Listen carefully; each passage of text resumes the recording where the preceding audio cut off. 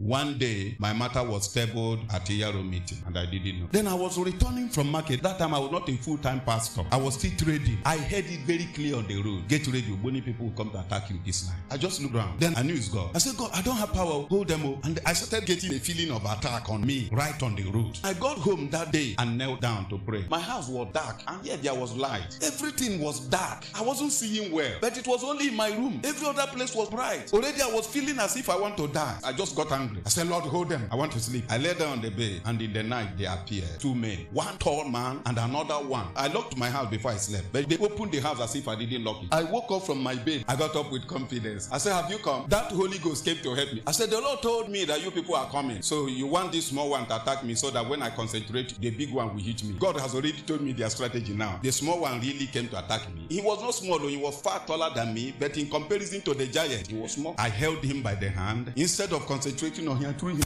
and he flew off. I went to the big one, and I beat him until he entered my landlord's sitting room. Then my landlord came from his inner room. I said, my friend, I don't like what you are doing. You are beating the people that came to my house. My friend, I don't like what you are doing. Don't you see that they are in my house? That's exactly the way he talks to me physically. Then in my own feeling as a man that will not find trouble, I said, okay, as you enter the landlord's house, I will leave you. I went back to my room. I woke up. Hey, so that's a vision. I said, why did they enter that place? I didn't know, because I didn't know that the man was a member. I didn't know much about your activities. The next night, they came back. And the Holy Ghost didn't tell me that they will come back. But this time, the small one didn't come. It was that big one. He armed himself heavily and appeared. I said, have you come? I beat him. I followed him to the landlord's sitting room and beat him in the landlord's sitting room. The landlord came from his inner room and said, my friend, you are fighting somebody in my parlor. I said, yes, sir. You helped him yesterday. You told me that he's in your room, and I left him. He came again. I will beat him in your room. I beat him in the sitting room. The landlord couldn't help him. He dragged himself. We got to the road. I beat him. I beat him. I beat him. I said, ask of me. They know me in this street. You came last night and I left you, and you come again. I will kill you. But as I was trying to kill him, he developed some resistance, and I became weak. He ran away. When I woke up, I said, oh God, why did I not kill this man? Brethren, they didn't come again. That was how God gave me victory over them. I wasn't a pastor. I was still a trader. I was still in business like any of you. I wasn't married. I was still a young man. But I had this belief that my conversion is real, and that God is real, that Jesus is real. And I never played with my prayer life.